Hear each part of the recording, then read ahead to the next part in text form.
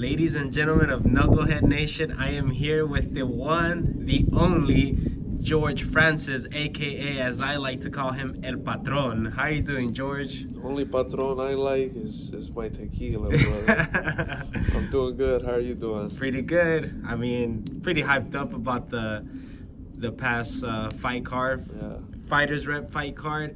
War Machines, FightersRep 6, correct? Yes, sir. So how do you even come up with these names? The War Machine, was that all you? It was all me, I wanted something to kind of get people hyped.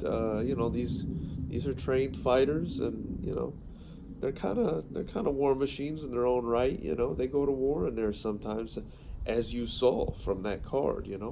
Yeah. And I mean, what Oscar Mueller and Wilson Ha did in there wasn't a war. That was a war. I mean, Yeah. Hey, I'm really surprised. At no point during the fight, correct me if I'm wrong, Yeah. but they never went down. No. Maybe a slip or something, but in terms of getting caught, they never got caught. Nobody went down. No, nobody went down, Nobody but they kept backed going up. at it.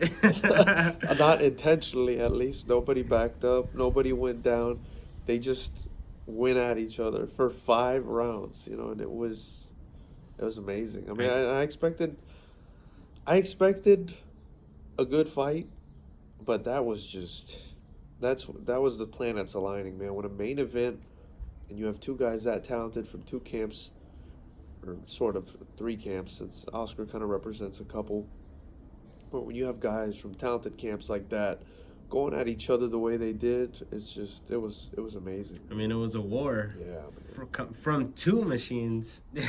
Yeah, and I was, I'm always concerned about the fighters, and I was concerned, because, I was entertained. I didn't even know what was happening when the fight was going on. Like, typically I'll watch a fight and I'll kind of score it in the back of my head, but not that one. That one, it all went out the window, everybody was screaming. They were going at it, and I was so pumped, especially with the lead up that our guy Vahan did, the amateurs video that he did for them. I think it helped build up the fight a little bit more, and watching them just tear each other apart like that, fighting, so hard for the win.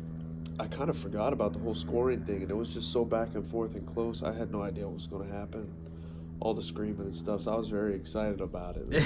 I think everybody was excited. Yeah, the crowd was loving it. That was a great fight. So I was saying I was concerned, like, for them afterwards, because, typically guys fight a 3-round fight, especially, they're still amateurs. They're seasoned amateurs, but they're still amateurs. They fought 5 rounds, 2 minutes per round. They went at each other for every second of every minute, and I was a little bit like, followed up, are these guys with their coaches, are the guys okay? Is everyone okay? They're okay, and even Oscar afterwards, he came and he spoke to me. I was like, yo, you good? I mean, he looked great. Yeah. But you always want to follow up, make sure the guys are okay. Some of these guys are too tough for their own good, and he was just like, I'm good, but he went like this. It stung, he didn't. He lost, so he was hurt by the loss. But I was like, man, I told him, to be honest with you, I don't know who won or lost that fight. I don't think anybody really loses in a fight like that, especially at the amateur level. I mean, what's a loss? But he was stung from the loss, he said. But I think he knows, everybody knows, he put on a hell of a fight. They both did. Yeah, regardless of the loss, he put on a great fight, and he at the end of the day, he'll definitely take something from that fight. Oh, that was onto the next one. That was insane. That was crazy. Yeah. So would you say, obviously all the fights were exciting and impressive, all the fights were action-packed, but a lot of good fights, yeah. In your opinion, which one do you think, if you had to pick, well, I'm making you pick right now, which one was fight of the night? Yeah, you got to give it to Oscar and Wilson. You got to. There were other action-packed fights too, but I really think that one was the most competitive, the most action-packed.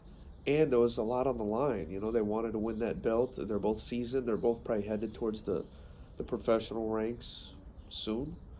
And just, with everything at stake and taking all things into consideration, that was fight of the night. Yeah, I'd have to agree. Thank you. So, so let me ask you something. What's up? Because I was obviously recording some stuff Yeah. throughout the night. First fight of the night, first bout of the night. What happened there? Because I literally was trying to set up my phone to record, Yeah. and next thing I know, someone's on the floor and someone's on the ropes. Yeah. Like, what happened there? So this is flowing well. I like that you asked that. Yadir Perez fought Keita Omura in the first fight of the night. Keita was coming back from a draw at the last FightersRep event. Yadir had never fought for us kickboxing. He'd fought for us in MMA, basically, while we were helping CXF undercards and stuff. But he'd never fought for us kickboxing. So, I matched him up because I thought, Yadir's never had a kickboxing match. Keita's had one. It's good to go. They went out there. Yadir didn't want to fight. Yadir, the morning of the fight, called me. I mean, he wanted to fight the day before, but the morning of, he didn't want to fight. He had a close friend of the family that died, and he basically told me, I don't feel right. I don't want to fight. And, this was kind of hard for me, but I said, well, Yadir, you don't want to fight because a friend passed away. And at the time, I didn't know how close this friend was. I said, if it was a family member, I told him, if it was a family member, I'd understand. But, I mean, who is this friend? I mean, if one of my friends dies, I'm not going to cancel the whole show, you know what I mean? Maybe I'll do something in their honor. And commitment is important, I mean, there are guys out there that if a family member dies, they would still show up, it's all in how serious you take something, So I just kind of dug into what was going on. I mean, how close is this friend? I mean, is this someone worth giving up the fight for? The morning of the fight, your opponent's been training for weeks. We've been preparing for weeks. Like, what's going on here? And so after I told him that, I told him, look, if you don't want to fight, I'm not going to make you fight. I said, but just kind of think about it, But either way, I'm good with you. And so he says, okay, just, give me some time. Let me spend time with his family and see how I feel. He said a lot of them had bought tickets for the fight. And I was like, oh, man, okay. So this guy's probably like a close friend, So I said, whatever. I was expecting him to drop out the fight. No hard feelings. If it's a close friend and it's going to affect you in a fight game, which is very much mental, no problem. So then he hits me up like an hour later, and he's like, I want the fight. I was like, okay, fight back on, fight back on. My whole thing is, commitment's important, It's and you shouldn't make a commitment at the expense of family or a very close friend that you consider family. But commitment's important, and if you feel like you can do something still, you should follow through with it, because it's not just, it wasn't just Yadir's feelings that were on the line. His opponent had trained for a while, A lot of these fighters, they're sacrificing a lot. They don't have a lot of money, so it'd be kind of sad to lose out in a fight last minute. So anyway, Yadir gets in the fight and gets into the ring with Keita. The bell rings. 11 seconds later, he lands. I mean, he just flurries Keita. He just goes after him. 11 seconds later, he lands a bomb of a right hand and puts him out. And I told him, afterwards, I mean, you see, it's kind of meant to be.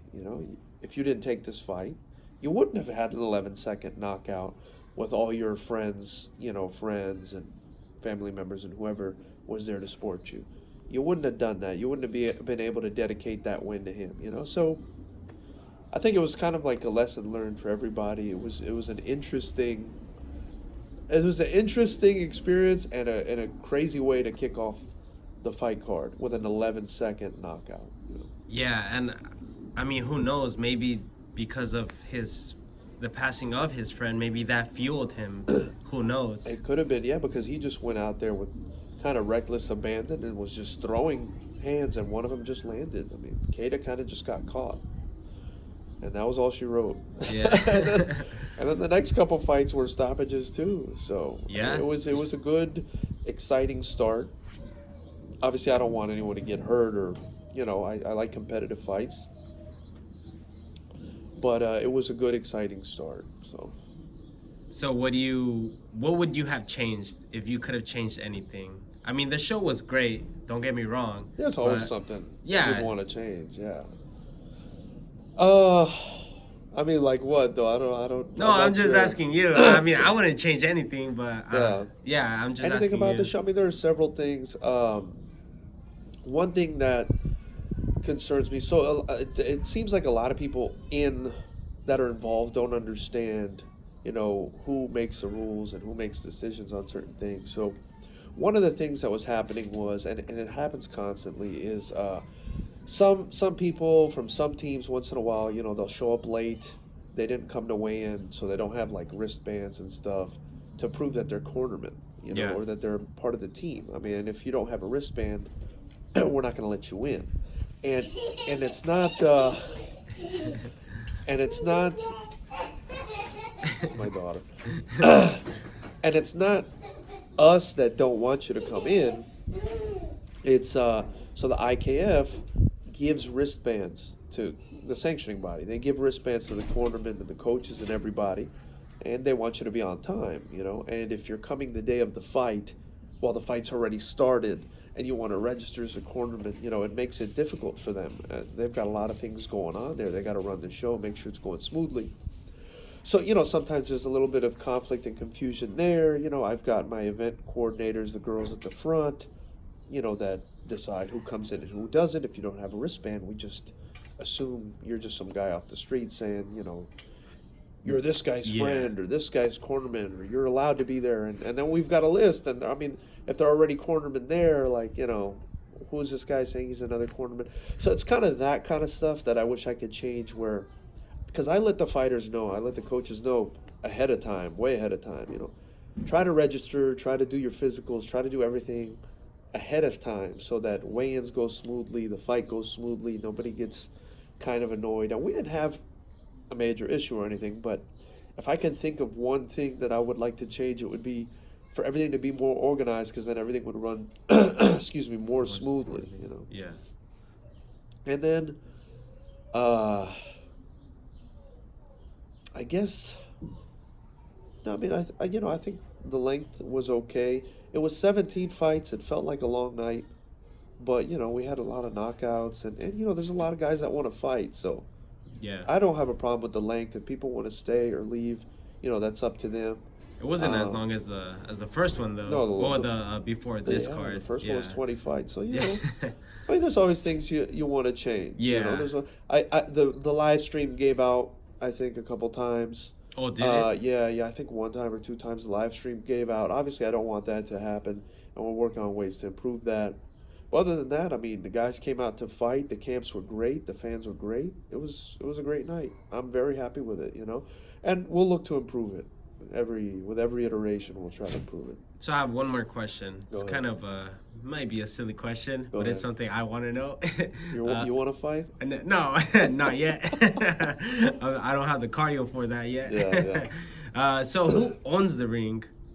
Like I said, it might be a silly question, Who but owns the ring? Yeah. Like, So we don't own. We typically rent out Oh, a you lot rent of it our out. equipment. Yeah, because I've been thinking about maybe purchasing a ring, but the problem is storage, and the problem is setup, and it's kind of is it worth it or not financially, to buy a ring and then store it and then have to pay Yeah. people every time to set it up. It's almost better to rent it, because you just pay those people, they come and set it up for you. It's less of a headache. And when you're a promotion, I mean, you have a lot to worry about, ambulances, DJs, insurance, people showing up, glove runners. The glove runners didn't show up. oh yeah. So I had that's to, true, last I had minute, to, right? I had to find someone to do that last Mr. minute. Jesse Brown. Jesse Brown did it for us, thank God. Ring card girls. I mean, the responsibilities are endless. A bar, making sure you have permits and insurance. So if I can delegate, someone to set up the ring for me, I'm happy to do that. Awesome. Why were you asking? Oh, I don't know, that night of the fights, I was like, I wonder who the ring belongs to. Yeah, well, the venue doesn't belong to us either. I mean, I'd love to maybe one day buy an arena or something. That would be cool. Like I said, it was just something more I wanted to I know. got you. Yeah. I got you. So, do you have any last words before we sign off? No, for that's the about fans, that's about fighters? it. Yeah. Well, thank you all for coming out. I want to give a big thank you to all the amazing camps we had on. I don't want to name them one by one. I'm afraid I'll leave one out, but they're all so talented, And we did have, for the first time on this one, Sit Yod Tong, and we had Saxon, Muay Thai, MMA, and they're just amazing. Two more high quality amazing teams to have associated with our promotion.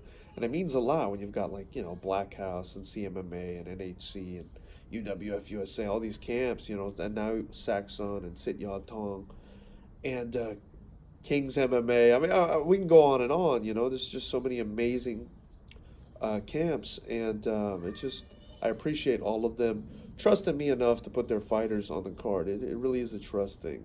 We also had Team Victory, True Warrior, Fitness for the first time. You said you weren't going to name them. Yeah, but these are people we had for the first time. These are not repeat customers. True Warrior and Team Victory, and then Saxon and Sit Ya Tong. Those are teams we never had before. So, I want to thank them for jumping on. And July 27th, we're back in Seal Beach for FightersRep 7. Haven't come up with a clever name for it yet. I'm sure you'll help me out. And if anyone has any suggestions for us, we're open to hearing what they are to make the promotion better. It will be live streamed again. The live stream will be even better this time. Micheladas will be there. And Supremamix, big shout out, Supremamix, and the other sponsors. Obviously, Ali Optimal Wellness, CNEXS Wear, FreightMaster USA, Lotus Real Estate Group, and then we had Thaler Law. They came on for the first time, and the Hampton Inn in Cyprus. They were giving our guests and fighters a special rate if they were interested in staying there. They also, sponsored us to house our commissioners for the night, and the physician too. So, just a shout out to everybody. Please subscribe to our YouTube channel. It would mean a lot to us. We're close to 1,000 subscribers. If we get to 1,000, we can monetize and, further help develop these young fighters and the league. And that's it. That's pretty much it. Follow us on Instagram, FightersRep, all social media. All social media. And follow Ivan. He's doing cool stuff. He's we got a little media outlet built into the channel now. Ivan was up in Bellator doing interviews and stuff. So we'll be doing a lot more interviews, getting the fighters out there and showing love to the fighters. All right. Thank you, George, a.k.a. El Patron. See you next time. Thank you, man. Appreciate it.